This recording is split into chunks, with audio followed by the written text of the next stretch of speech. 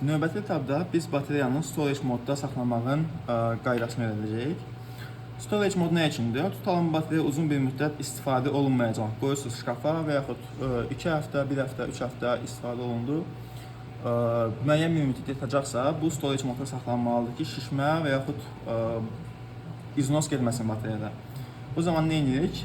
Enter vururuq. Program start menüsünə gəldik. Enter vururuq. LiPo storage modda da hal-hazırda bizdə. İndi biz bunu dəyişib göstərəcəyik. Yəni, başqa modda ola bilər sizdə. Enter basırıq bir dəfə. İkinci, üçüncü, dördüncü. Discharge. Discharge mod boşaldılma modudur. LiPo'nu müəyyən bir voltaja qədər boşaldır. Ya tam dolursa LiPo, discharge edib bir müəyyən bir, belə deyək də, voltaja qədər boşaldırsınız ki, tam dolu qalanda LiPo'ya ziyandır. Balans mod bayaqki bizim balans olaraq charge modumuzdur. Adi charge mod bu zaman biraz daha sürətli eləyir. Balansiroviçini naqruzkanı nəzərə alınır. Bizə storage mod lazımdır. Storage mod basdıqdan sonra start düyməsini sıxırıq. Bateri çək eləyir.